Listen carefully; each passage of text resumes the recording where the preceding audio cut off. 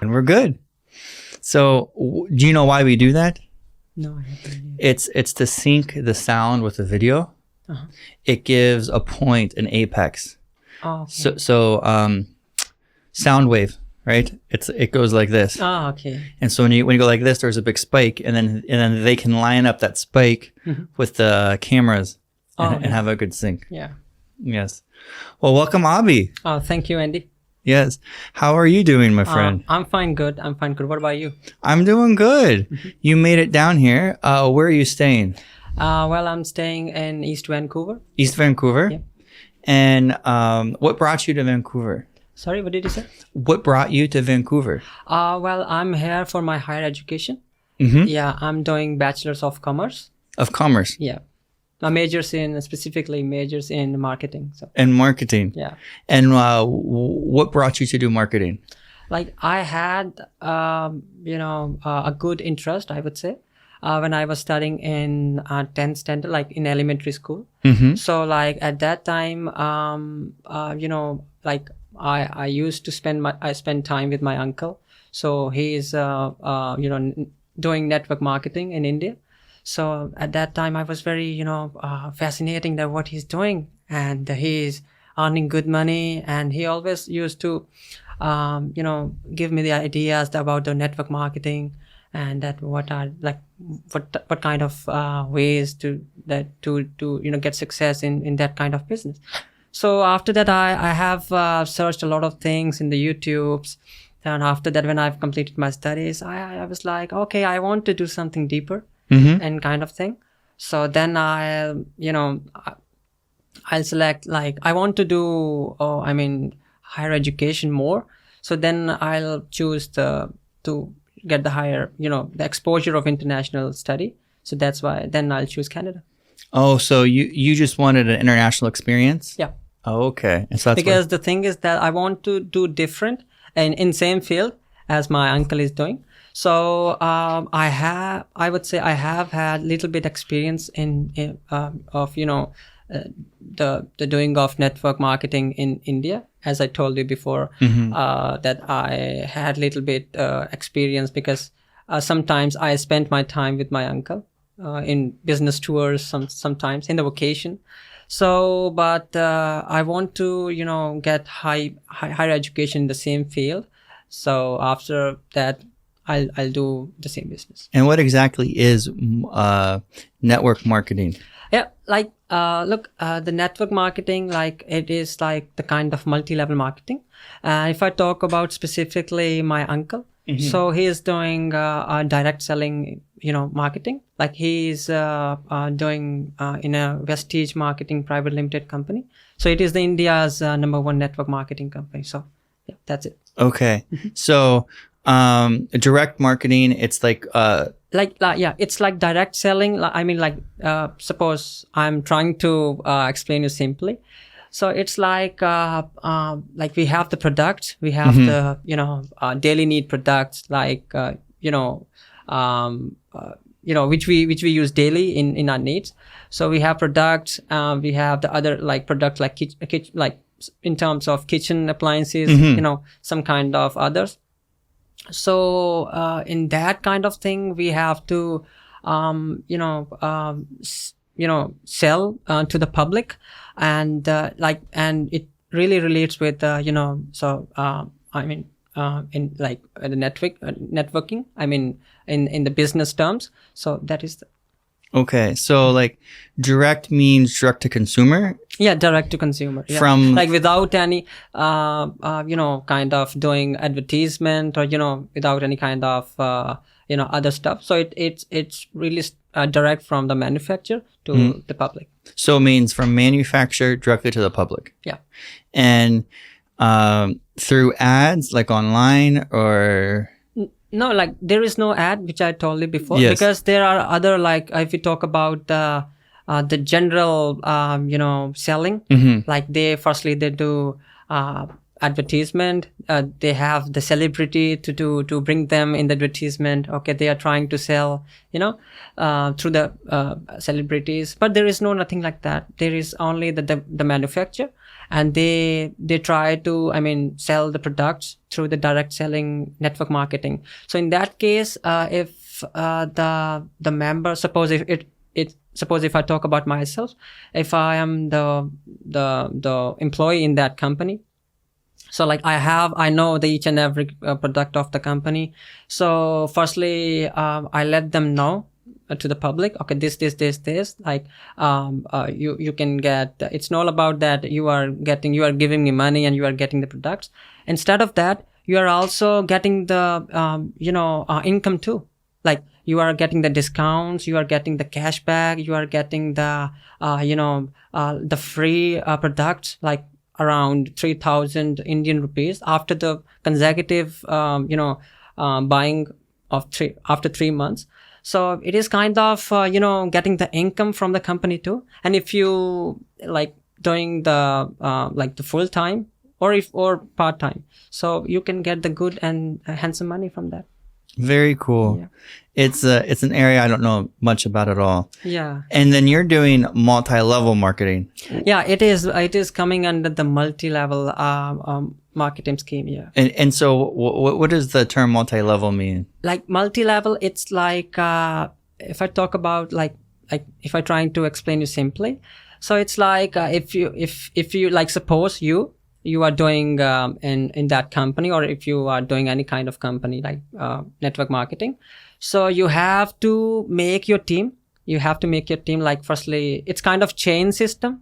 Like, firstly, chain system. What does that mean? Like, if you like if you are the first person, so firstly, it is kind of strategy. Like, firstly, you have to find 2 people like who wants to be your downline. And then you have to say like to them, like, you have to find the other 3. Then you have to, then your downline have to tell them again 3, then again 3, again 10. It's becoming like the chain, like that kind of thing. Okay. And you are getting the income from your downline. It doesn't matter your second downline, your third, your fourth, your fifth, your sixth. So you're getting the commissions. You are getting, like, there are not only the one kind of income. Yes. So it depends upon the company, like network marketing company. Okay. So it's like I would say more than 5 or 6 types of income. If I talk about Vestige Marketing Private Limited Company, so it's really great. I have one question. Like, I'm not trying to be rude. So correct me where I'm wrong here. But when you said like one person and then they find like 3 people and then those people find people, it sounds like a pyramid. Some of the people really think, okay, it is a pyramid scheme which failed, yes. Which I would say quite in the, people really ask some of the, questions. Okay, this is a pyramid scheme. Yes. No, we don't want to stuck in. Yes. You know what I mean? Yeah. But the thing is that, as I told you before, it totally depends upon the, the strategy, the education system, which provided by the company. And, I would say fairly, like, there were some companies who actually, like, gave you the system. Okay, that is the thing. You are getting good, handsome money. The thing is that people really believed that. And the time came like, okay, where is that company? Yes. Where is that company? So yeah, there were those kinds of companies. So, but if I talk about particularly Vestige Marketing Private Limited Company, so it is it has the unbelievable education system. It is not like that. It is, working from 1 year, 2 year, or a couple of years. It is, it has been working since 2010, and it is India's #1 marketing private limited company from 2015. So it's been a good achievement for the company, and I would proudly say like it also surpassed the Amway. I think you know about Amway, your Nutrilite. MV, no. Yeah, because it is popular in US and Canada. I mean North America. I don't know. Yeah. What is MV? Same a network market. I mean direct selling company. Okay. So I think they really they really make the supplements Nutri-Life I something. see. So yeah. So like this is kind of like I think what you're getting at is if you're a manufacturer of products, then you're trying to directly sell to customers like on a website like skip the box store. No, they have the system of online shopping too. They have their distribution point as well in the cities, in the several cities. So that's what I'm trying to telling you. I totally agree with you that there were like some companies who tried to make the profit, make the money from the consumers, and they've gone. But the thing is that I always recommend to the people who actually wants to come in. So they really want to firstly get the education. Like what is the system? How we get the money, and what about the products? They really want to know, like, okay, products, is that okay? What about the certification of product? Is that certified by the government or by the So that is the thing we really need to consider it. Okay, interesting. I've never worked at a place like that before, or even bought stuff from like a direct marketing site. So it's interesting. Yeah. Yes. So in our conversations, you were talking a lot about India, and that's what I wanted to talk to you about most was you had a lot of passion speaking about your homeland. So tell me about India and your homeland and why you love it so much. Yeah. As you remember at that time when we met over there. So we really talked a little bit about India. As you were really, excited to know about more. Sure. So, absolutely. Like, the thing is that I hail from small village in the northern part of India, from the state of Punjab, and it is really a great place to live. If I talk about entire India, like India is totally, I would say, totally diverse in terms of culture and traditions. So it is the great place to having to spend your time and having a good vacation. And you said that was Punjabi? I'm a Punjabi. Yeah, and I said, so I want to make sure I say that right. Punjabi. And so tell me, like you said, Punjabi in itself is a great place. Why? That's a pretty question. I mean, that's a good question. The thing is that if I talk about my specific state, so it's a good place to live because like we have a good culture. As I told you before, India is totally diverse. It's not about the one state. It's not about the or more couple of states. It's all about entire India. So Punjab is also diverse in like terms of culture and traditions. Like in Punjab, in my state, all kinds of religion exist. Either they are from Hinduism, either they are from Islamic, Christianity, and Sikhism as well. So it is really good place if I talk about the facilities which an individual should see in order to live in any kind of place.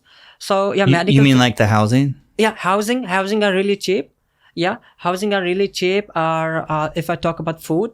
So as you know, the Indian food, so people are really crazy and about the Indian food. So there are some kind of traditional food as well, the Punjabi food. Yes. So it is really, I mean, really delicious. For like I knew some international travelers whom I met. Yes. So they really when they have India in their mind, so they definitely prefer Punjab. Because they want to, get the exposure of the Amritsari culture. It is. I think did you? I watched the videos. You watch. Yeah. But you mean try the? There are some kind of popular dishes in Punjab, specifically in Punjab. So what I know is like biryani. I know like curries. I know like naan. Naan. Yeah, that's what I'm telling you. The Amritsari naan, Amritsari kulcha. So, and if I talk about, the Matar Paneer. So yeah, it's all are popular and famous in Punjab too. So what's your favorite Punjabi dish? I would say, I love the Amritsari kulcha a lot. That's why I'm telling you again and again. Say this again. Amalti. Sorry. Repeat the dish. Amalti culture. Yeah, it's the Amritsari kulcha. Amaretsi. Amritsar is the place name. Yeah, it is the most popular city. I mean, in Punjab. Oh, okay. I'm sorry. Amritsari. Yeah, kulcha. Okay. Yeah. So in that Amritsari kulcha, you have got a big stuffed. Do you know roti? The kind of bread. Yeah, kind of bread. Okay, yeah, roti. Full of stuffed with paneer, with cheese. Yes. Yeah, with cheese, with potatoes. Stuffed potatoes. Yes. And you've got with so there is a dish. So you've got with that, and you have salad too. It's so delicious. Yeah. So it's like bread inside potato or like some cheese. Yeah, and some kind of masalas. Okay. And so yeah. And you dip that in chutney or something? Yeah, like absolutely, this? absolutely. Okay. Like, that's why I've sent you some videos. So I think you really figure it out, right? And that's your favorite. Yeah, it's my favorite too. Yes. Yeah. I love Indian food, so I'm really like excited to talk about the food there. So what are other dishes that you love? Well, apart from that particular, there are more dishes of Punjab, and if I talk about the entire India. So which you told me that you love the biryani. Yes. So biryani is so much famous in the south of India, and as I told you, India is so diverse. Yes. It is enriched in multicultural. So each state has their own tradition, traditional food. So if we talk about the other foods, so. But before we talk about the other foods, for our audience, can we talk about can you describe biryani? Yeah, biryani is fried rice, kind of fried rice. And there are different kinds of biryani, like mutton biryani, Mutton? Mutton, yeah. Mutton. So what's mutton? Mutton, goat's meat. Goat's milk. Okay. Goat's meat. Goat's meat. Yeah. Okay. Mutton. So it's the goat's meat mixed in with the rice. Yeah. So mixed with the rice. So the most important thing, which really increase the taste, that is the mixture of masalas on the entire dish. Yes. So that really and what's the masala? And the masala is a spice, right? Yeah, spice. Oh, okay, because there's. I'm really sorry. I'm telling here masala. So yeah, this is the real name if I talk about in English. So yeah. Masala. Yeah. No. I just want the viewers to know. So the masala is there's different types of masala, right? Correct me when I'm wrong. I think gram masala, it's a mixture of a couple of different ones. And is that correct or no? Yeah, a couple of different kind of spices. Yes, I would say. So there is cinnamon seeds. There are turmeric, and there are I would say dry mango. Okay. So other more. So yeah. So all the mixture of the spices, so that is we call the masala. So masala is not a particular type of spice. It's a no, it is kind of mixture. It is kind of mixture. So it's a mixture of spices. Yeah, mixture of spices. So what makes it? Okay, so I guess what I'm trying to ask, if I have cinnamon, like cinnamon powder, what's the difference between cinnamon powder and a masala? How do you get? Where to differentiate the line, if that makes sense? Yeah. So in some dishes, so people try to to give the taste of only the cinnamon seeds. I mean cinnamon spice. Yes. But there are other people who believe no, they just want to give the entire, I mean, whole masala. Yes. So give the like, some people believe that like they have the different kinds of spices. Yes. So they really grind in the all together. Yes. So they've got the masala. So the masala is just grinding the spice up? Yeah. Okay.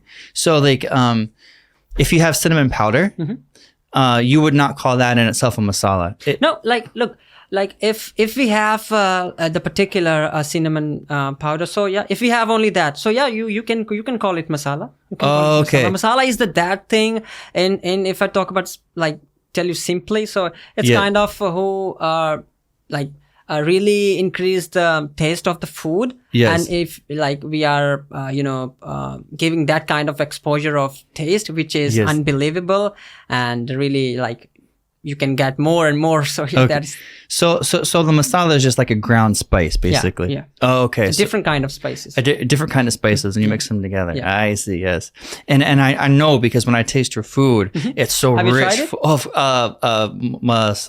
Indian food. Yeah. Of course, I've tried Indian food. So what's your experience like? Yeah, so I've told you I've had biryani before, and I had like the spicy biryani, like with it has sometimes different vegetables in it or like chicken. It can be very spicy, right? And then like I love your curries, like of course in North America, like butter chicken's fantastic. Yeah. I love the cream. I've had some like the chutneys before, like that's the green dish, right? Or what's like the green like thing that you dip? What's that? Yeah, green chili. I think the sauce. Yeah. Sauce, yeah. Because there is tomato sauce. There are green chili sauce as well. Yes. Yeah, mixture of mint and there are some kind of masalas we really add on it. So it's kind of mint. You can say mint sauce. And what else have I had? I love mixing. So like me, I used to love to take biryani and mix it with a curry. Like to me, that just was full of flavor, right? Yeah. What else? I love naan. So for those people who don't know, like naan is like a really thin bread. It has yeast. Does it have yeast or no yeast? Sorry? Does it have yeast? No, like... No yeast? No. So it doesn't have yeast, and it has like those. It gets they bake it or they fry it in like a pan, right? Yeah. And so it gets like a real crisp, really crispy, like brown or even black sometimes. Yeah, absolutely. And then you put some garlic on that. I love like really taste. Yeah. I love a good garlic naan. But your food's so rich, tasty. Yeah, so that's what I'm trying to say. Like, it's not about the like any singular kind of food. If you visit any kind of Indian restaurant, so you're not getting the same thing of like the same variety. So like each food has the different kinds of varieties. I think you really figure it out. So like if you have the curry, so it's not about that you are getting the curry. So in curry, like we have the different kinds of curries. If you talk about the kulcha, the naan, so we have the different kinds of naan, like garlic naan, paneer naan, and some stuff, some others too. So that is the speciality of Indian food. And then I believe too in northern India that you even have like a fusion with some Chinese food, right? Yeah, like if I talk about the street foods. Yes. So yeah, we have a great fusion of Chinese food, Indo-Chinese. We say so. Yeah. And I know this because there's on Davie Street, there's a restaurant called Momo Factory. Momo Factory. So yeah, I think you will also see the banner over there, like Indo-Nepali or Indo-China. I think so. Something like this. Something like that. Something, yeah.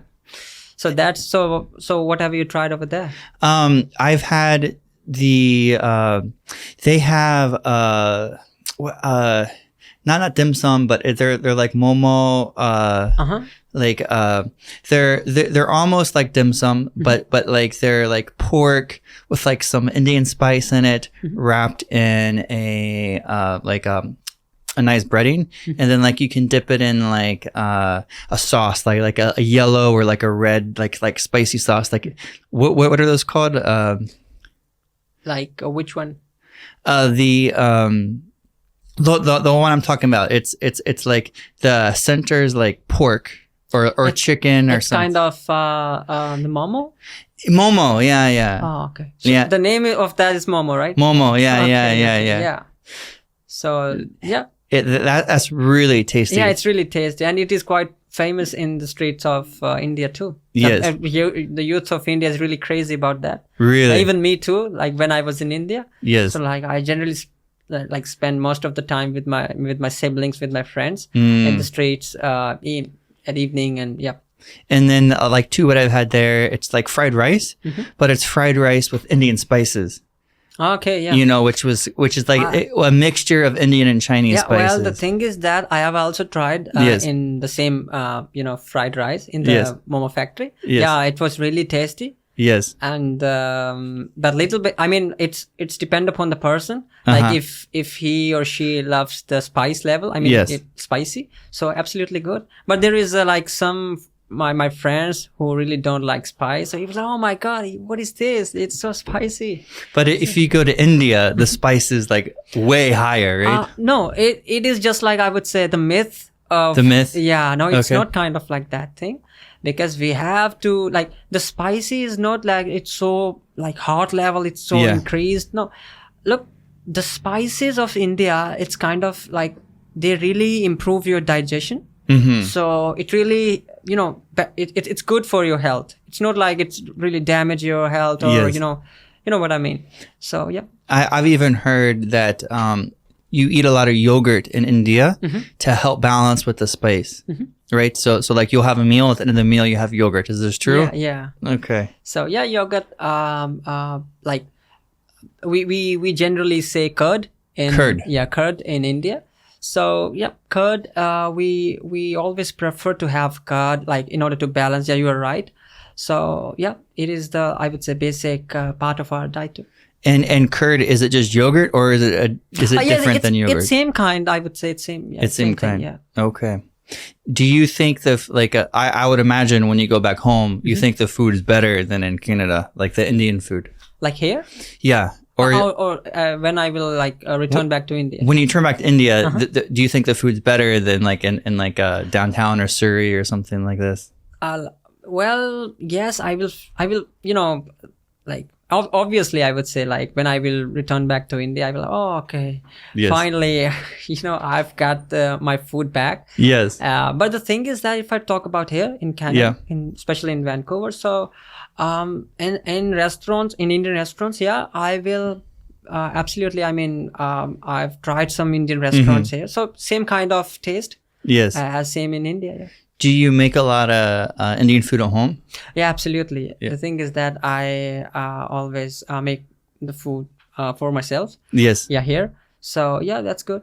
And who taught you how to do that? Your parents or mom? Yeah, my mother specifically. Your mother. My mother, always, helped me to tell how to prepare such kind of cuisines and food. So yeah, she really helped me. Yeah. Do they start that at a young age?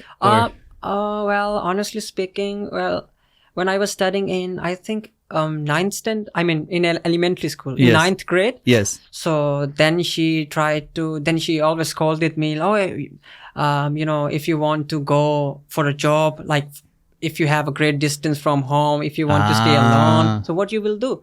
So like at that time, she will like, okay, you have to, at least know some kind of foods.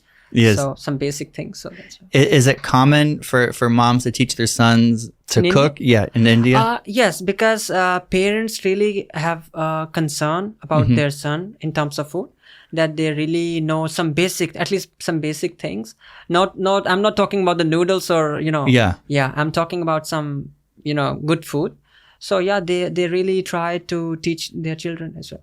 Interesting. I've never heard that like a meaning when you said like your mom says when you're away from home, if you go somewhere far. So she was like, I'm not there for you. I mean, your dad will be not there for you. Yes. So you will be alone. So you have to do something. And this is not like you will have the big packets of the noodles and you always eating noodles. No. Yes. So that is the thing. And then it kind of turned out that way when you moved away from home and now you can make your own food. Yeah. Yeah. And that's really helped me a lot. And when I make food, so I always, learn like I'll be always thankful to my mom that today I'm getting my food. Well, thank you, Mom. What's your mom's name? Rita. Rita. Yeah. Well, shout out to Rita. Hi, Rita. Do your parents speak English or no? Well, yeah, my father do speak English and my mother also do speak English, but not fluently. Yes. I mean, little bit. So, but I always try to like learn some kind of, good phrases and the basic English. So, yeah. And you think they'll listen to this? Yeah, I'll definitely send to them and they will be like, oh, you will be, you was there. And yeah. And yeah. Well, wave to mom and dad. Be like, hi, mom. Hello. Very cool. Yeah. It's interesting to like, be on a podcast and like share something like this and share it with your parents or home or and the thing is that I'm feeling good. I'm very glad that you really invited me here and we are getting a good conversation. I'm happy that you decided to join. You were talking about culture a lot. Describe the culture where you came from and maybe highlight like maybe how it's different from North America or like good feelings or like when you think about your culture like and it puts a smile on your face. Talk about that. Like what are the things that put that smile on your face? Well, that's again you asking a very good question. Like India is, I would say unbelievable place if we really talk about the, culture, traditions and customs. So, like I'm from India and, first, and the foremost thing, if, like when you see, like an Indian, so the first thing is that the namaste. Like namaste. Every Indian, the greeting I would say first of all, like the namaste, which every Indian prefer to do if he or she see any kind of individual. It doesn't matter to domestic people, it doesn't matter to foreign travelers. So they always prefer to do namaste, that they think that it is, kind of respect. It is respective bow to them. And so you bow as well, like it's namaste and you bow? Yeah. Okay, is it a full bow or just like a half bow? Like, no, it's not like the full bow. It's kind of like the bow of your head. A bow of the head. Yeah. And what exactly does the namaste mean? Like, it symbolizes like that may our mind meets during our talking or conversation. And the special thing is that, which I love a lot, that Indian people believe that every individual equivalent to God. So like they have the thinking of that the God exists in each and every individual. So that's why they prefer to do namaste before getting into it. So I see. So it's almost like recognizing like, hey, there's God inside you. So absolutely. like namaste. Yeah. I see. Yeah. Very cool. So that's the first I would say tradition and custom I'd like to share. Yes. So the second one I would say the family structure. So because in India like it's the majority of people, majority of Indian people live with the joint family. Yes. So, but I think that is really different from the North America. Yes. Because which I experienced here. Because people, if I talk about Canada, especially Vancouver, so people I've experienced the people prefer to live like alone, or I would say with their partner, Yes. they love, I mean, their wife or their husband, but not with their grandfathers, grandmothers. If I talk about my landlords, so they have, I don't want to disclose the name, but Sure. yeah, the thing is that, I asked them like, okay, you are living here alone, like you and your wife, and do you have your child, your grandchild? So they were like, yeah, we have our child, we do have our grandchild. But I was like, where are they? So they're like, no, they are living in the Richmond. They have another home in Richmond. Yes. So I was like, why you are not, I mean, living together? Yeah. So They were confused probably. yeah, absolutely. So they were like, why we are living together? So that kind of thing. But if I, come back to India, so in India, they really believe in cohesion. I would say they really believe to live with their loved ones, because they think that if obviously if the problems or any kind of stress comes in their life, so at least they have the members to discuss, and they will easily resolve that problem. So typically like mother, father. Yeah, lives, so it includes mother, father, uncle, aunt, I would say grandfather, grandmother, and if they have their siblings, so all together. And then, but I'm not talking about most of Indians live like that. Yes. But yeah, there are majority. Well, the majority. And how do you decide, like when a family gets married, like wife and a husband, how do they decide which house to move into?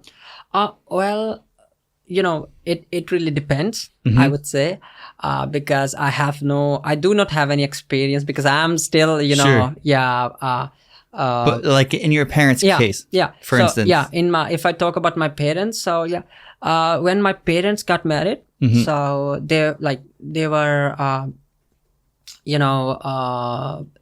their own, like not own home, so they were like lived in my grandfather's home. So like I would say they have their own separate room. Yes. I should say, yeah, they have their own separate room, and but the thing is that the family like they had the joint family at that time. So yeah. Very cool. And I think that is super cool, I would say. Yeah. Because we have a good atmosphere. Yes. And we never feel alone. We never feel bored, and we always feel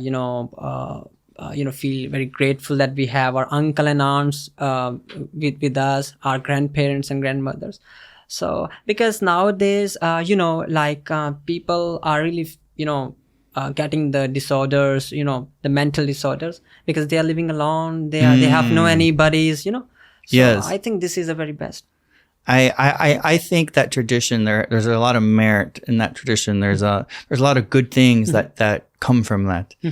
And I think you described one of them, like the mental health, one, I'll give you an example.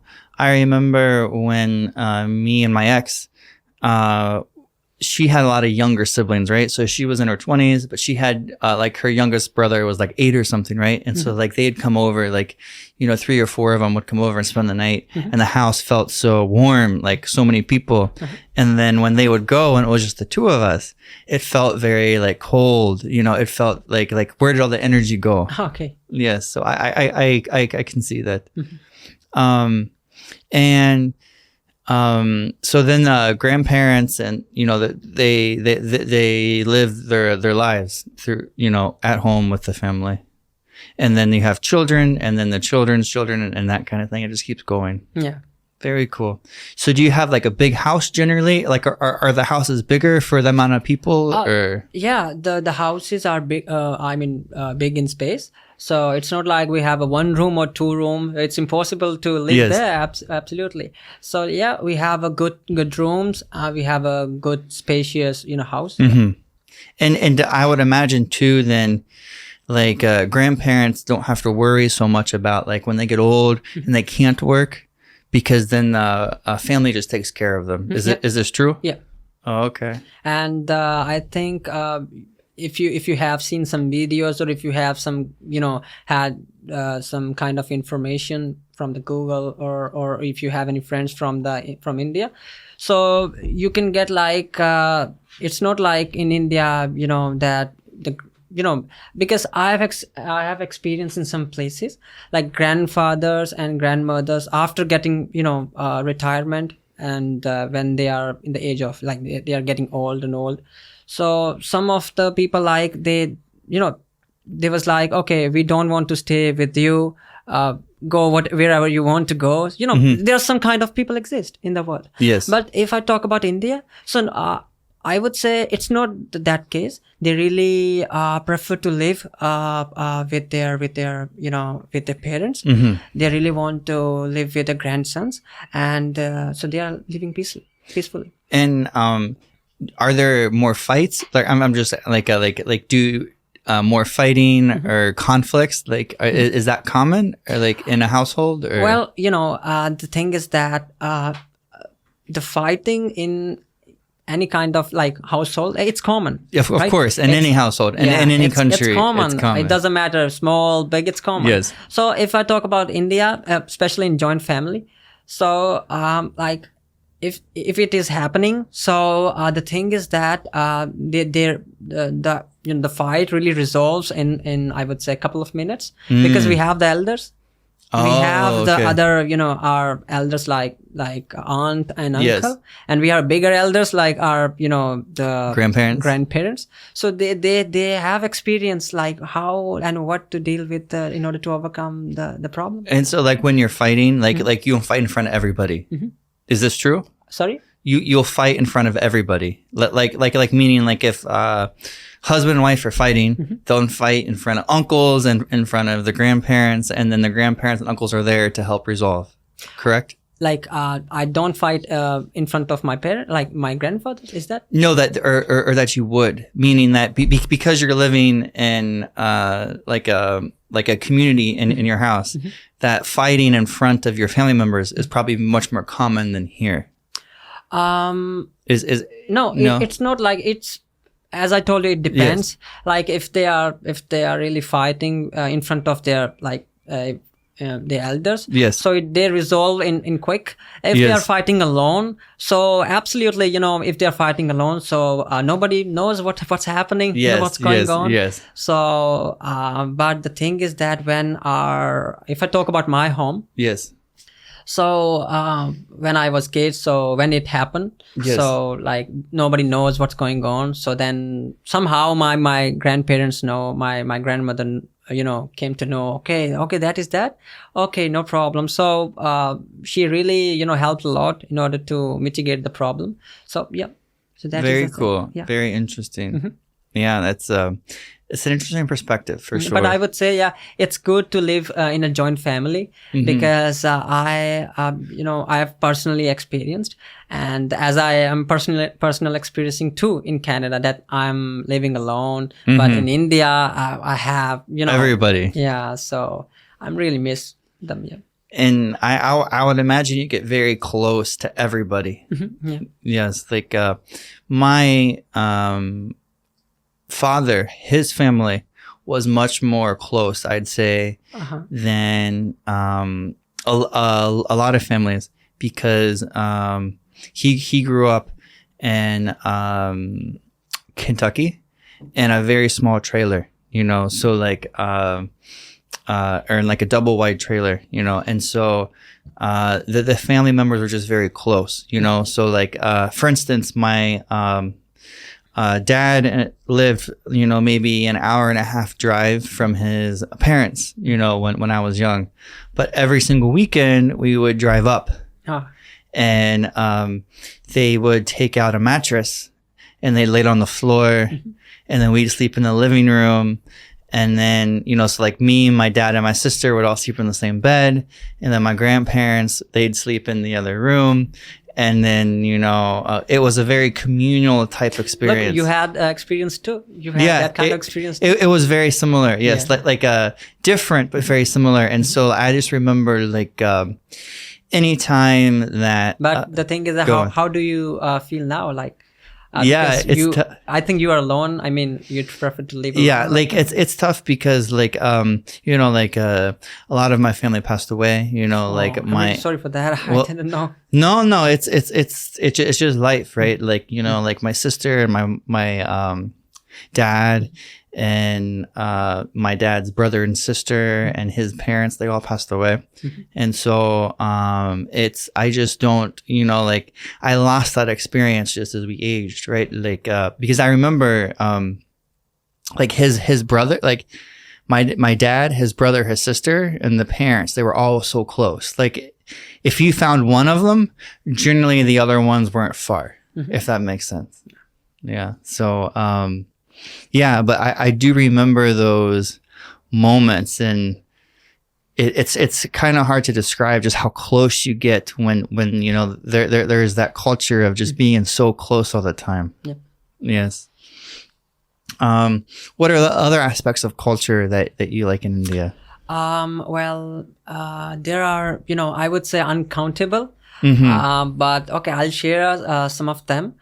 If I talk about the ethnic wears, or like Ethnic barriers? Ethnic wears, I mean the traditional clothes, you know. Okay. Yeah. So I have no idea about what about United States or Canada.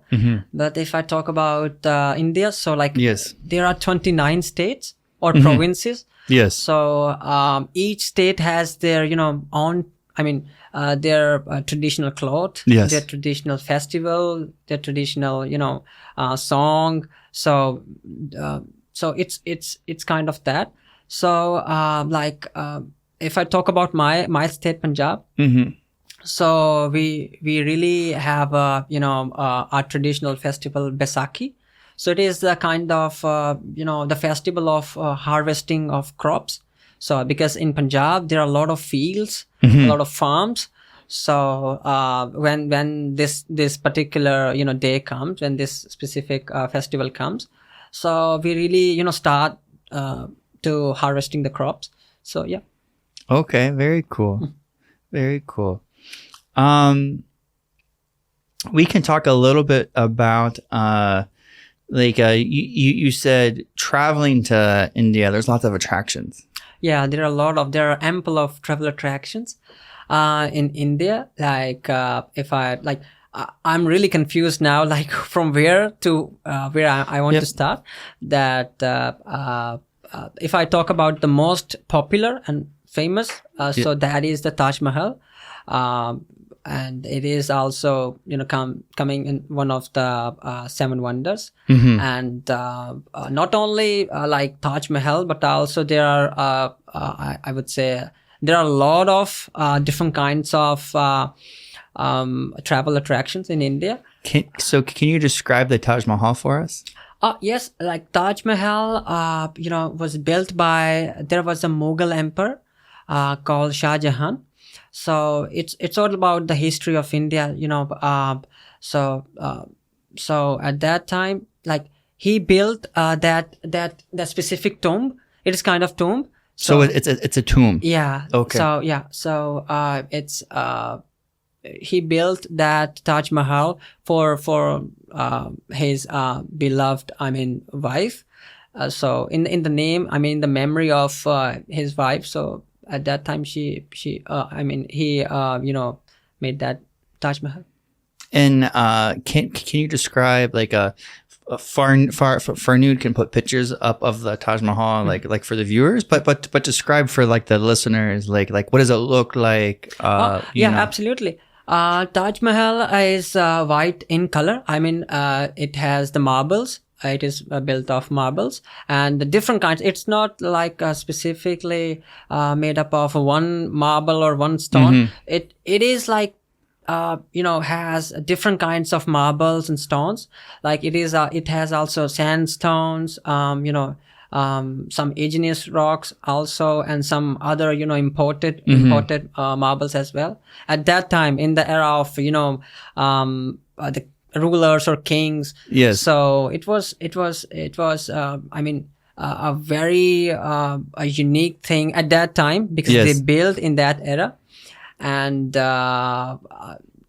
people also believe like they really imported some, I mean, very popular, architect all around the world, like the Emperor Shah Jahan.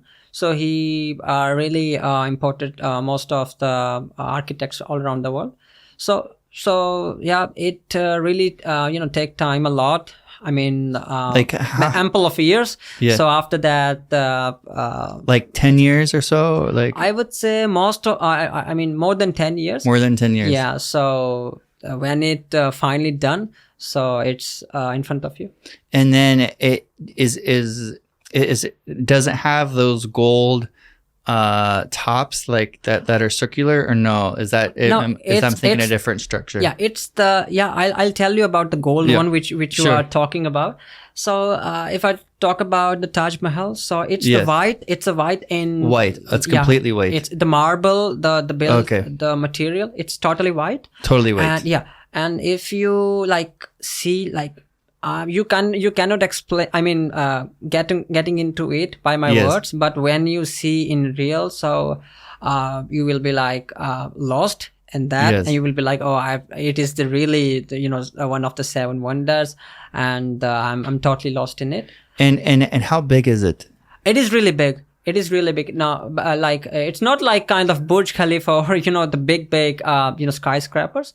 It is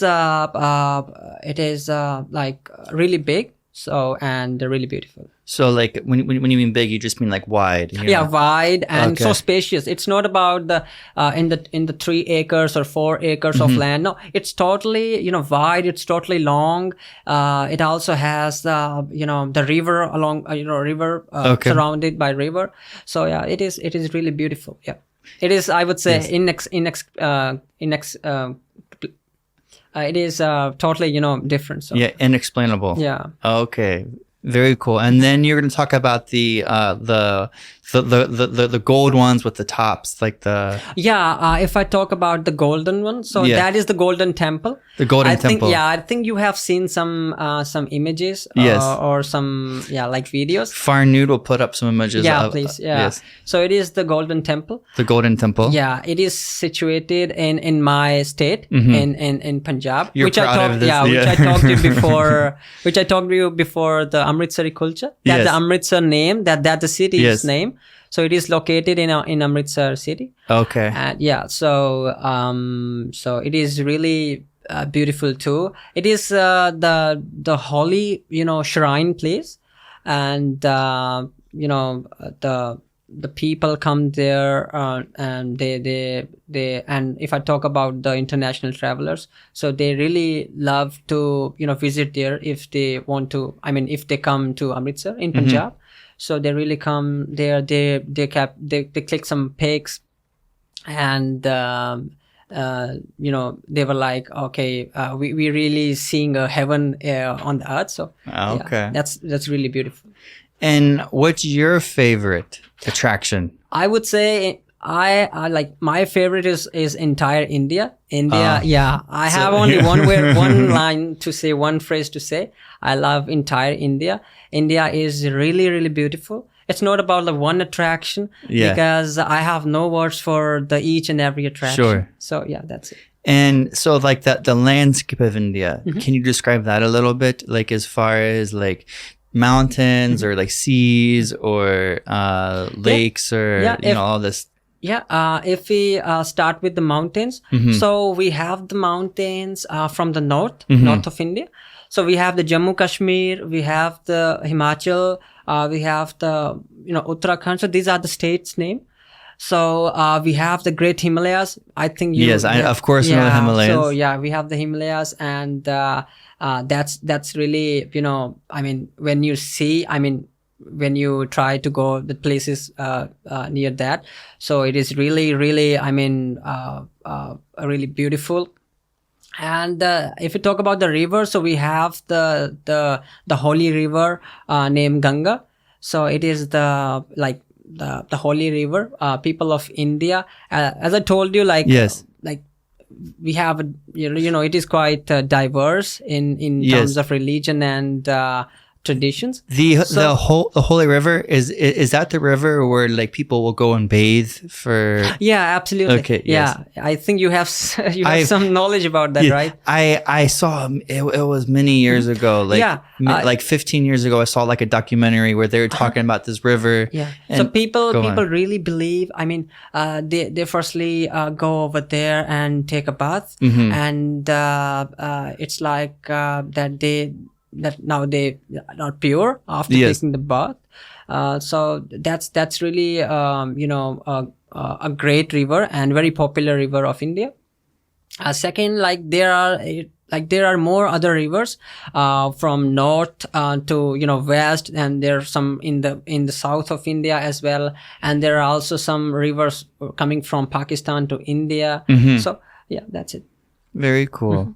And so you start with the mountains, and you talked about rivers a little bit. What else landscape do you have? If I talk about the nature, India is really rich in the nature. If the person is really love to spend their time in nature, if he really likes greenery, so India would be the number one, I would say. It should be number one. In your opinion, it's number one. Yeah, absolutely. I mean, it should be number one for the travelers list. Yeah. So because the greenery is everywhere in India. It's not about the north. It's not about the south. If you go the east, north, south, west, so greenery is everywhere. Yeah. And you have a very diverse climate. Absolutely. Do you have snow in some parts? Yeah, in some parts. If you talk about north, like Jammu and Kashmir, Himachal, like there are some certain states, like more than 4 or 5 states. We have snow. We have snow on the top on the north side, and we have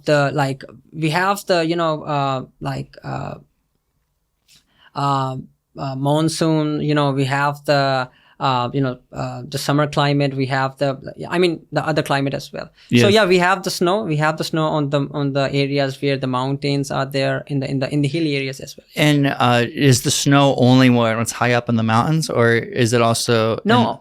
If I talk about the cities, which surrounded by mountains, or the areas over there. So yeah, it snows there too. Yeah, absolutely. Oh, okay, very cool. But if I talk about majority of India, no, it's not so snowy. It's not like that they are getting the it's snow, very hot. They get the snow. Yeah, it's hot. But it's really kind of cool too in the months of August, September, October. So you really have seasons, would you say? Absolutely. Do you do the 4 seasons? 4 seasons. Yeah. Okay. Yeah. So it's summer. We have the monsoon. Then we have the winter. So we have also the autumn. Yeah. And what about celebrations that you guys do in India? Oh yeah, that's the topic which I will consider here. So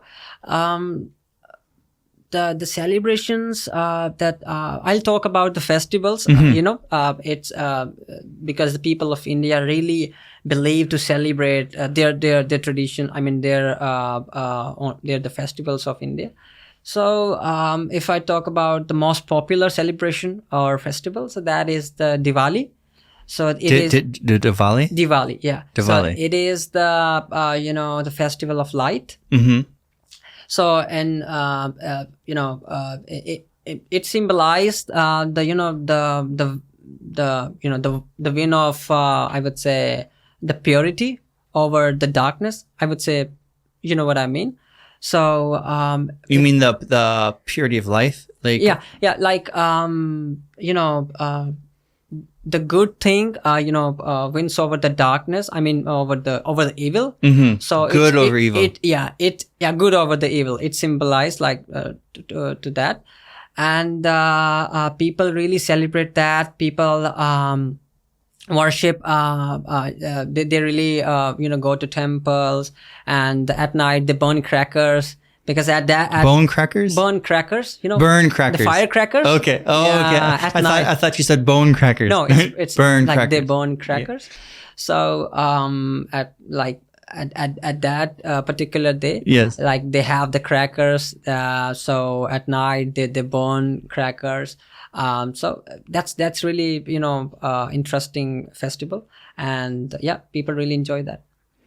And any other cool festivals? Yeah, if I talk about the others, so I have other like in my mind is Holi. Holi. Yeah, HOLI. Holi. Holi. Okay. So it is another fascinating festival. So it is the festival of colors. So in that festival, we really play with the colors. I also have seen some videos, like in Western countries also, like in Canada and USA. So they also celebrate, the Hindu community, Indian community. They celebrate with the people, natives of the US and Canada. So on that day, we really have the colors in our hand, and we are throwing to each other. So that's really enjoyable. Yeah. Colors in your hand? You mean like dye or? No, like we have the colors, not permanent, like temporary colors. We really throw each other's face. Each other's body. So is it like a powder? Yeah, kind of powder. I see. It's powder. It's powder. So it's really enjoyable. It is one of the the great festival. Yeah. So moreover, I also want to tell you the Raksha Bandhan, which is very good festival or celebration. On that day, like it is the festival between sister and brother. Sister and brother. Like it symbolizes. Yeah, it symbolizes the bond of love. Between the brother and sister. Yes. On that day, sister binds the binds there is a thread. The designed thread. Yes. To brother's hand. So on that day, brother I would say said to his sister, like, I will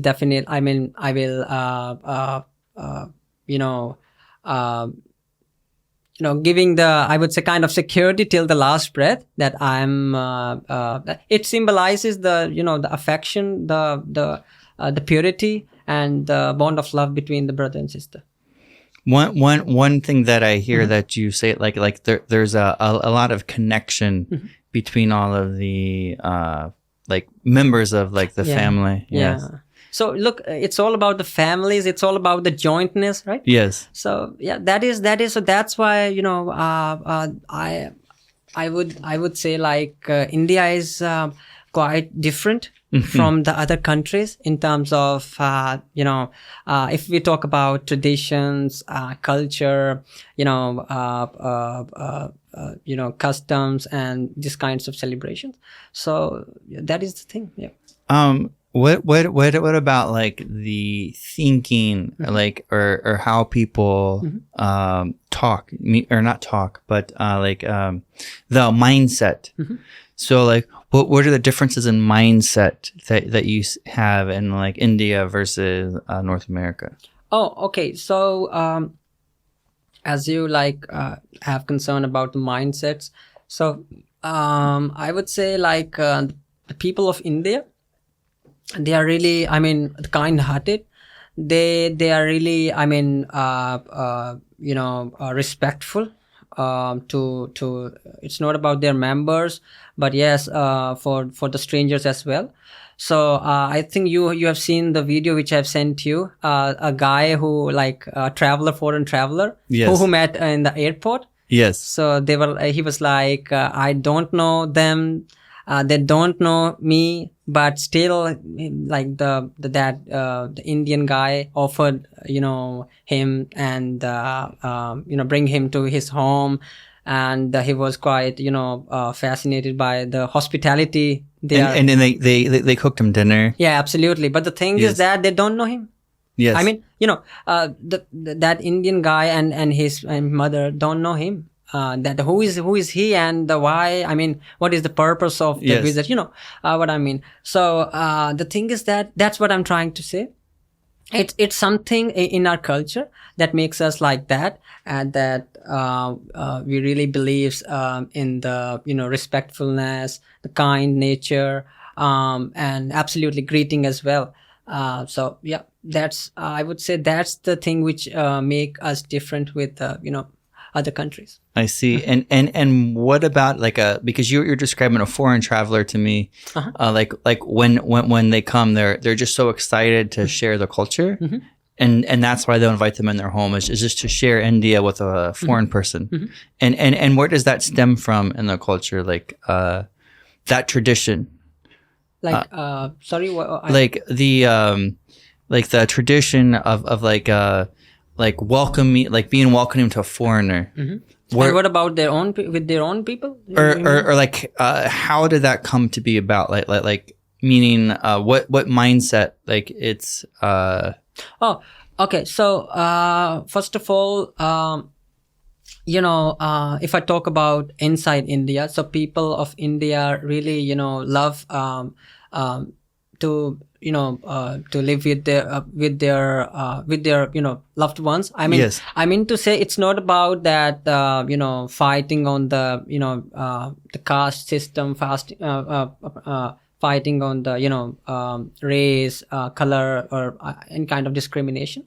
India has so many religion, and each and every individual from any kind of religion, so they prefer to live all together with the peace, and they believe in progress, they believe in kind heart, they believe in the optimism. So that is the mindset of the each and every citizen of India. Very cool. Very cool. It makes me want to go when we yeah, describe absolutely. That's why that what, like, the thing is that's why I'm I told you at that time, if you visit in India at least once, so you will be like, okay, yeah, Abhi was right, and now it's time to spend more time here. Spend more time and here. You definitely are lost over there. I mean, in terms of the hospitality, food, the warm welcome by Indians,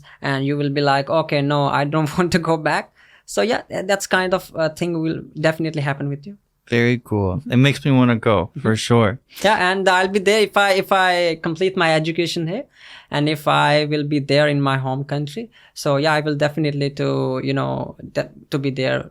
Yeah. And so when you go back to India, that's your plan to do some education here and go back? Yes, like I'm here for like my main intention in Canada is for like my higher education.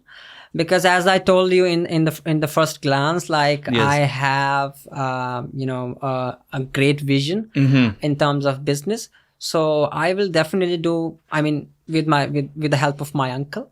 So I'm just exploring the education, higher education, that what I'm experiencing in studies. So after that, I will, I'm thinking to return back to India. And you said you have this higher vision for the business.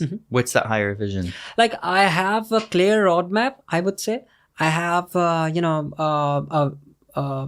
I have the plannings, that I have the strategies, I would say. That. Do you not want to talk about those here? Or? Well, yeah, the thing is that, like, I have still the plannings, the old stuff. But if I share here, so, well, it's... I understand. It's kind of personal. I understand. Yeah, okay. Yeah. I don't want to push for sure. Yeah. But thing is that I'm really serious about like I want to do something different in the life, because there's only one chance or one opportunity for each and every individual to do something big, to do whatever you want to do in your life. So yeah, that's my chance. That's my opportunity. So I will definitely do something good. Very cool. You were talking a little bit in your message that you sent me about import export and like GDP or GP. I can't even say it. GDP. Yep. So just describe what you meant by that. Like, oh yeah, like I'm really feel glad if I talk about the GDP and the export and import of India with you, because like our listeners will really feel glad too to have the idea about the globalization stuff and about GDP of India. So if I start with the GDP, so we have really, if I talk about India nowadays, so we have really developed. We have been really developed a lot as compared to India of India of the previous decade. So India has been really has been really done very, very fast in different kinds of sectors. If we talk about infrastructure, if we talk about medical field, if we talk about employment, and also the social reforms. So the GDP, the growth of India has been really fastened, I would say, as compared to other countries. And the globalization rank of India is really considerable, because it is really going rapidly fast, increasing day by day.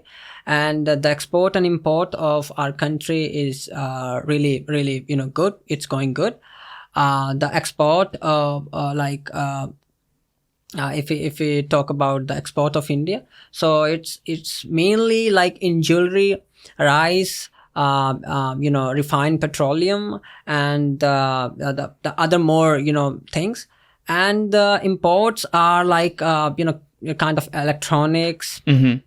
Yeah, because we import electronics from the countries in which they are manufacturing a lot of electronic parts, good electronic parts.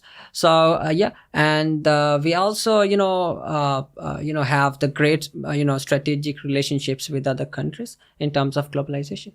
In terms of globalization, how has that affected like the culture or like the way people live in India? Like I'm imagining a big industrial movement or a modernization effort. It affects how people live. In India? Yes. So like you mean about like how globalization affects? Yes. Well, yeah, that's really good question.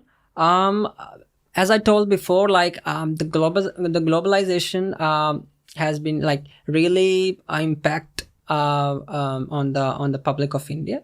So like we really have I would say the good platform nowadays in terms of globalization in front of the other countries. So we have the resources now. We have the the things in which we can do better now. It is not about any particular. So like it's all about like if we talk about as I told before, employment, education system, infrastructure, and other kind of things as well. So yeah. I guess my question is, has it affected how people like lit like the culture of the family, or how society functions? Has globalization had an impact on that, or no? Would you say like for instance, like are people living away from their parents more? Are they living in cities more? Like to describe that. Well, I think like it does not affect so much on us, because it's all about the opportunities, to be precise with you, because if we are getting the opportunity, like good opportunity in terms of education, employment, and other resources as well. So yeah, there are people who prefer to migrate from villages to city, not only to have to stay away from parents, but yes, to getting the opportunity, to getting the exposure. Yes. So yeah, they prefer to live there and getting good employment, good education. And after that, they have, the thing is that they have the plans, they have I would say the entire targets that what they need to do in the thing. But the thing is that they're really connected with their parents. So it's not like that due to the globalization they really going stay away from their parents, from their roots. So yeah, so that's what I'm trying to say. It doesn't affect so much. Yeah. Okay. Interesting. How do like the parents feel when their family move, or their kids move to the city away from them? Like, is that hard, or? Well, the thing is that and everybody knows, parents wants to they want their children or their child to do something big, something good in their life. So they tried. They try to understand if their son or if their children wants to migrate to the big cities. So they really motivated them. They really said, okay, yeah, this is the time. If you want to migrate, if you are getting the opportunity, so this is the best time. So you will definitely move over there and grab the opportunity, grab the chance, and do something big, and don't worry about us, because we are the back of yours, and we will absolutely see one day that you will be shine our names. Yeah. I think that's probably pretty prevalent around most cultures around the world, is the parents. They just want to see their kids happy and do well, like that kind of thing. So yeah, that's what I'm trying to say again and again. So it is, I would say, it is only happening in and I'm not to let's say only in India, yes, but in other countries as well, but which I experienced. So that is really very good. And yes, proud moment for the parents too. Mahatma Gandhi yes, really know about that kind of thing. Yes, that their strength level was going down day by day, and they were really weak. So so this kind of movement, the non violence movement, really impacted a lot. So after that, so the day comes, they were like, okay, the time comes, we are departing our to our country. And at that time, there is if I talk about the Pakistan, little bit about Pakistan and India, sure, yeah, of partition. course. So there is a Muslim lawyer as well. So he wants that I want an area in which I have my Muslim community. So but Mahatma Gandhi doesn't want that. He was like, no, I want that country, I want India, in which each and every individual, each and every community stay lives peacefully with each other. But he the Muslim leader, he's called Jinnah. So he doesn't want that kind of thing. So he he pressurized a lot, and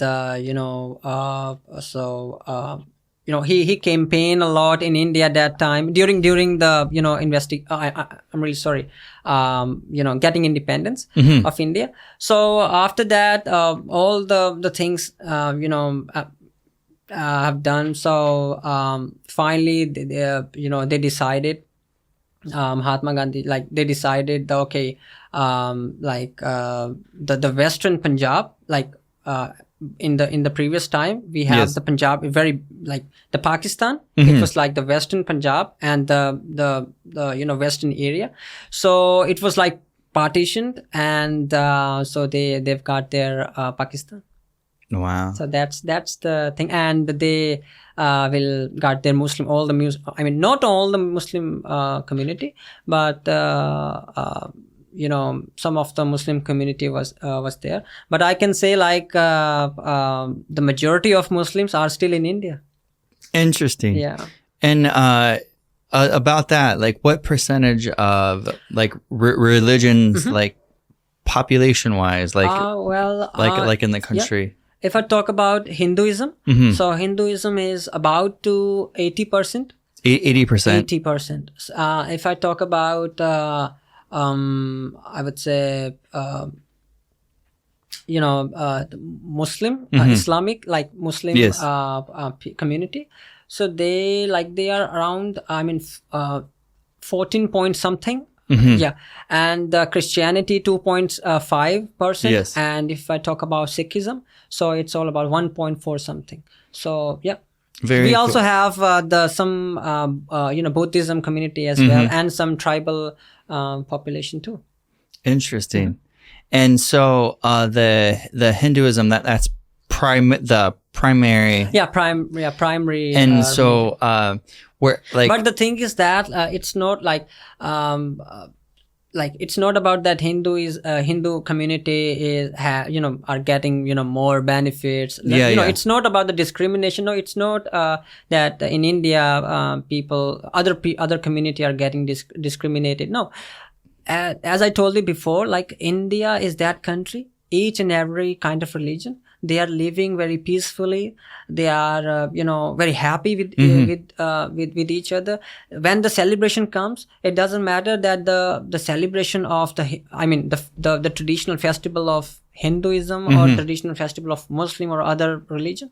Yes. So they really, celebrate those kind of festivals, each other's religion's festival with each other all together. Wow. So that is I would say make India very great and very diverse. So like the Hindus would go to a Christian festival and Christians would go to a Hindu festival and vice versa. Yeah. Very cool. So yeah, they really come ahead, and they really hug themselves, and they really they believe in the peace, and that they don't want to get hurt by someone or to someone. Yes. So they really believe in respectfulness, as I told you before, that about the customs and traditions. So that is the thing. And as far as government goes, is religion wrapped in the government at all, or is it pretty separated, like separation of religion and state? Do you know what I mean, or no? Like government policies, are they religious based, or no? Like, do you mean like communist kind of thing? No, or not communist necessarily. I mean like I'm getting your point. No, it's not kind of the religion. No, the religion and government, are they intertwined, or they're pretty separate? No, it's not kind of thing. Yeah. India is the largest, democracy in the world. So and India has their own the voting system. So it's not about that you are choosing your member of parliament or your prime minister, your president on the basis of religion. I see. It's not about that, because India is the only country, I would say, that if the president could be Muslim, or the prime minister could be Hindu, or the vice president could be I would say belongs from other community. So it is really diverse. It's not about on the single community or single religion. So they really believe in the in the culture, and they really respect each other's culture. And how many political parties are there? And there are ample of political parties, but if I talk about the two majors, yes. So there are first is Bharatiya Janata Party, shortly stands as BJP, who is who has our currently Prime Minister, Honorable Prime Minister Shri Narendra Modi, and second the Indian National Congress. Indian National Congress. Yeah. And she said there's other parties as well. Like, is there 10 parties on just a high level, Yeah. Look, the thing is that there are some places where the parties of there is some parties of their own state, you know what I mean. So there is very small parties, there are parties of mid-ranged, and if I talk about the like when we have the election for the prime minister, or so the main competition, I would say, between these two parties, BJP and Indian National Congress. I see. Yeah. What about corruption? Like as far as like the leaders in office, like do people in India trust the government, or are they skeptical? Like do they feel like there's a lot of corruption, or like talk about that? Yeah. Look, the thing is that each and every country has kind of corruption. Of course, like USA, Canada, that's UK, they all have corruption. Yeah, right? That's what I'm trying to say. Like every country has some yes. The corruption chain or some sure, kind of yes. Corruption things. But if I talk about the currently India, so I can proudly say the corruption system has been significantly decreased or decreasing. India is really developing a lot in terms of giving the facilities or giving the resources to the public of India. And if I talk about corruption, so corruption is not so much if we talk about the previous times, but now it's really the India is really on the track in order to get developed. And how do you think they reduced the corruption? Sorry? How do you think that India was able to reduce corruption? Oh, yeah, that's really a good question.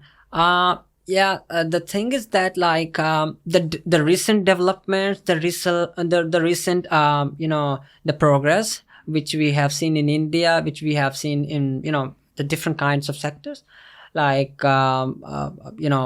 like employment, education, social reforms, and infrastructure as well. So the corruption rate, because of the government, I would say, to be precise with you, the government bodies, when the government changed, because the thing is that I don't want to involve myself in the government stuff. Sure, I understand. You know what I mean. But I'm telling my opinion. Sure, What's my point of view? What's my personal views on that? I'm not talking about any kind of that. I don't want that this government is good. That of course, So look, as per my point of view, the current government has been doing a lot of things for the citizens of India, and they really believe to do something different, unique, I would say, and they really have the great vision, or I would say a map, a great progressive map for the India, because they actually know like what exact the public of India needs. Such as a good education, good resources in terms of employment, good facility of in hospitals, and I want to say something, like there are some most of the areas, I would say, not some, that the cost of hospitals, like they are free. Some of the hospitals are free. They don't charge you if you are like if you are taking any kind of treatment, any kinds, or if you are taking a single pill, any kind of medicine, so you don't get charged. So and what's the quality of care, and like how, like, so in a free hospital, quality of care, and like how long does it take to see a doctor? It's so better as compared to the previous times. It has been really increasing good in terms of taking care of patients and the hospital field. So and if I talk about the consulting of that how much time does it take to consult the doctor, so the current government has the policy, or has the strict roadmap for in terms of medical sectors. So they don't let them people to wait for the a couple of hours to get the doctor. So the doctors are there, and the each the discipline is maintained by the hospital. Okay. And yeah. So like if you have an illness, like and you go to a specialist, like does it take months to see a doctor, or is it very fast? No, it's really fast. To be honest with you, I'm not joking, or I'm not giving the false statement here. It's really fast. If you are really sick, if you want to really want to see a doctor, so it's really quick. You can consult a nearby clinic or nearby hospital. So doctor is there. It's not like the doctor is not here. Doctor is on the vacation. No, we are really sorry. You will come on another day. No, it's not like that. And by quick, what do you mean? Like, are you talking weeks or month? Like No. Look, it's not like that. Yeah, in special cases, like if you have urgent, so it's not like you want any kind of appointment. If you can, no, please, it's an urgent. It's a quick. Please admit. A doctor will admit you, and doctor will absolutely start consulting quickly. Sure. So it's not about the time I have, like I'm on lunch break. I'm on no. So but like I mean like scheduling an appointment. Yeah, absolutely. The appointment system is still there. Yes. If you want to take the appointment, so you can open the website, or you can take the appointment by visiting the hospital. Yeah. So that's really good. And so, like, what would you say the average wait time is? Like, I'm sorry, like, I'm just trying to like understand, like, so like maybe you don't know, like, so like in Canada, for instance, right? Like, let's say that you're having like a stomach pain, it might take a year till you see a doctor. Like meaning like you go to your family doctor or your primary care physician, and then they'll be like, we will write down a prescription. We'll write your referral, and we'll call a specialist, and then you might wait a year before seeing a doctor. And so this is why I'm curious. Like, no, I'm getting your point. Like, no. To be frank with you, no, it's not like happening in India. I'm not sure about the previous time. But and current time. As I experienced in current times, because a year back I was in India. So so I had like I fall down from the chair, and I had a little bit kind of pain, and it was swallowed out. So like I have no any appointment. There was no any appointment for me. So I was like, my father was like really bring me to the nearby clinic. And I'm talking about clinic, like, and I'll also tell you about the hospital later. So in clinic, like, it's not like okay, no, we have we don't have your appointment. No, okay, you are getting you want to meet the doctor. Okay,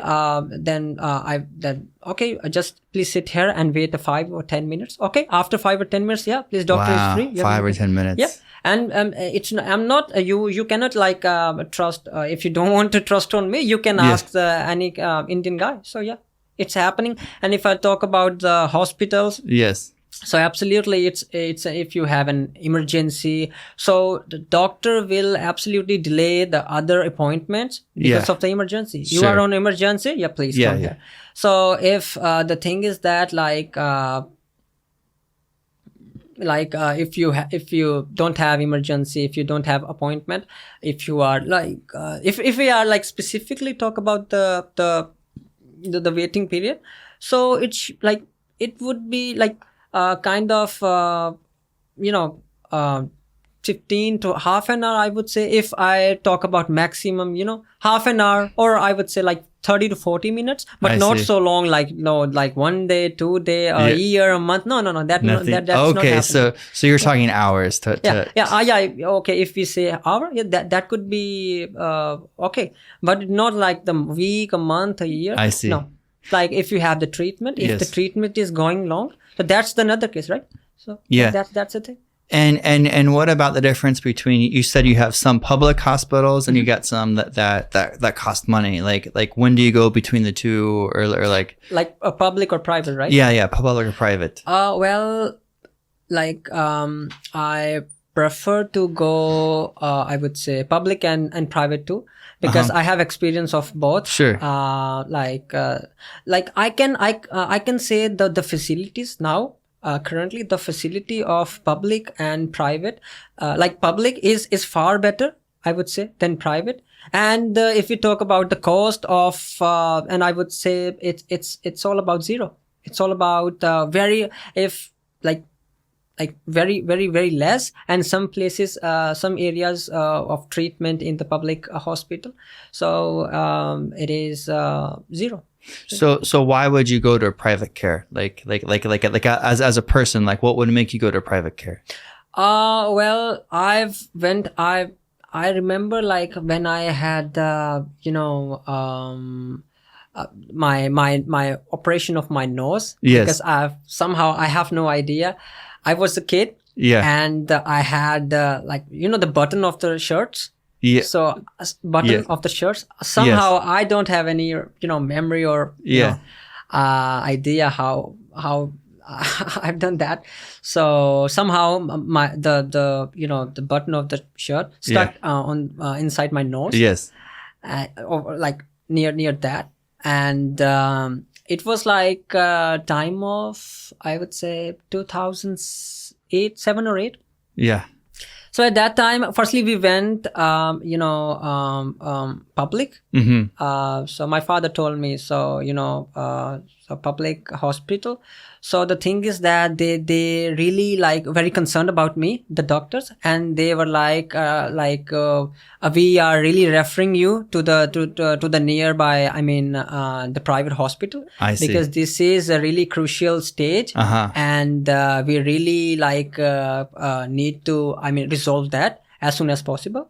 So the thing is that public doctor is also was also with me in the private hospital too. So the same doctor went from the public? because he was really concerned about me. That was kind of emergency, I would say, situation. So, but at that time we consulted by the private surgeon or yes. private but your public doctor went with you to the doctor's appointment in the private care. Sorry? Your public doctor went with you to the private. Yeah. So I think then my father told me then he told to the private private hospital surgeons and other doctors that they came, firstly they came to me and I referred to you, and please because I was a kid, so I think that was the reason that he was really feeling and concerned about me. Sure. He came with me. I see. Because it was kind of crucial, thing at that time. And because the shirt button was there. Wow. And it really helped. It really, I was getting a problem to getting the breathing. So that was really crucial stage. And how much time would you spend in a doctor's office? I'm curious. It's really quick. I would say again, it's really quick. It's not about okay, if you're getting the appointment, or you if you are in the doctor's panel, or if you're in the doctor's chamber, and you are getting half an hour, that the thing.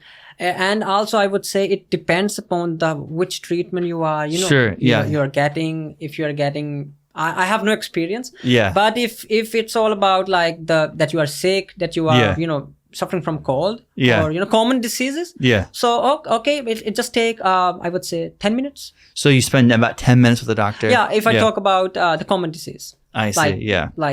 Cold, cough. So 10 minutes. Okay, that's okay. If it's a more complicated thing, you're having back pain or back pain. So proper treatment, proper diagnose.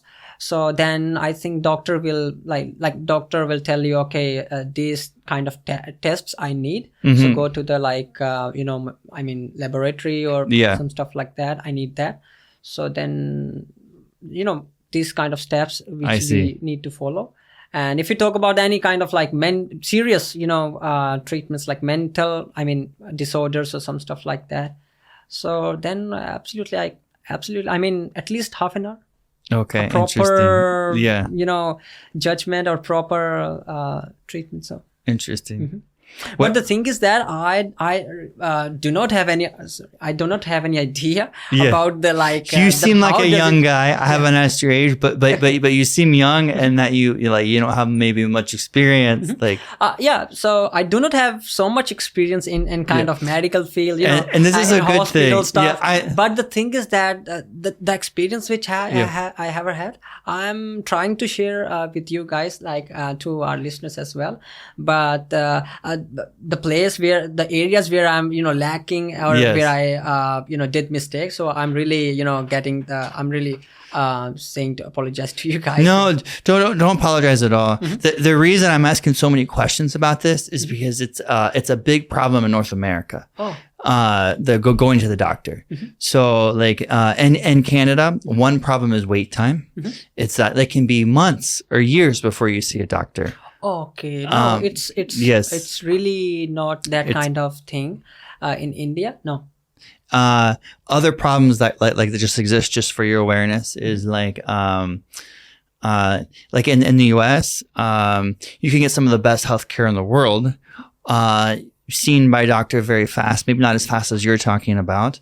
But all people don't get healthcare, right? Meaning that generally you always have to pay, and so like that it can be a problem that everyone doesn't, or like you may not be able to afford to go to like a doctor. At the same time, and in North America, one problem we have is a lot of times healthcare isn't designed to getting a person healthy. It's like, oh, I'll treat this disease rather than like maybe there's an underlying condition, so it's like, it's focused on like selling a product, like a medicine or a type of expensive treatment. This is why I bring this up, because, people in North America are very upset with the quality of care and how and going to the doctor. It's something that no one likes. So I do not have any idea about what's about like in Canada and US. But if I talk about like India, so we really got good improvement in terms of medical sector.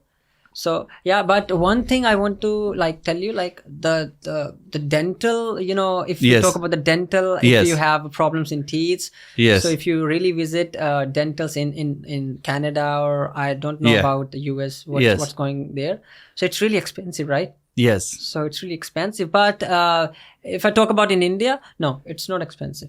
How expensive? Well, I never deal like my tooths are really okay till now. But but I have the idea. I have the proper idea. Like it's not so expensive as much in Canada. So, I see. That's the thing. Interesting. Yeah.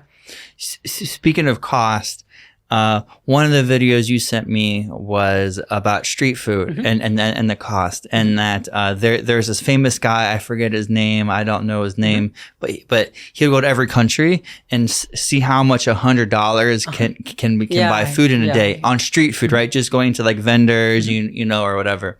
And it was interesting because in a whole day, he couldn't spend more than like $10 or $15. Oh he really did a good job, I would say, because he is like doing vlogging in every kind of countries, Asia, Europe, so that's good. The video which I've sent you, so it's all about what kind of foods you will you can eat in under the $100 US dollars. So if I talk about the food, the expense on the food in India, so it's really affordable, really cheap in terms of prices. So it's really affordable, and you can eat whatever you want. It's not about if you are if you want to eat a very premium kind of dish or cuisines, you know what I mean. So like you don't have money, or no, it's so expensive. I figured it out here in Canada. Like I don't about you or the permanent residents here, but as I'm student, I figured it out like if something there, so no, it's really expensive. But in India, if you want to eat a premium kind of cuisine, so you are welcome. You are heartily welcome. Yeah, it's like for like premium food, you're talking maybe $2-3, or yep, $2-3, or if I talk about the majorly, $5. Yeah. Wow. Yeah. You saw the video. I saw the video. Yeah. And you have the idea. This guy had a sandwich. It was like this big, like no joke. It was like for those listening, it was like probably as tall as two of my hands, like stacked together.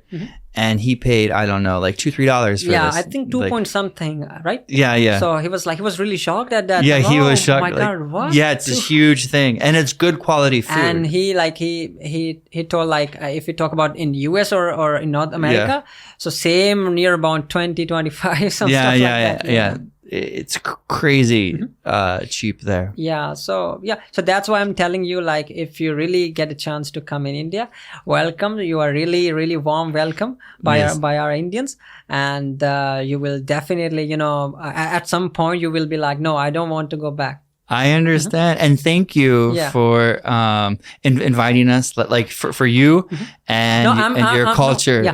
The thing is that I'm telling you the thing. If I will be there in India, in my country, and you are, preparing your mind to have a travel in India, so I'll be there for you. Well, thank you, my friend. For you, but I have no idea, like, when will you get? I don't know, but now I want to go. Yeah, absolutely. You must. Yeah, I will. You're really heartily welcome, and you will really mesmerized by the traditions which I taught, and you will be like, no, that guy was really, really, Well, thank you, Abhi, for coming on the podcast. Yeah, thank you so much. And the thing is that I'm really feel glad. I'm very thankful that you really invited me here, and eventually in the end I'd like to say namaste to you from myself and my country, India, too. Namaste. Yeah, thank you. Thank you all. Bye-bye. Bye-bye. And there we are.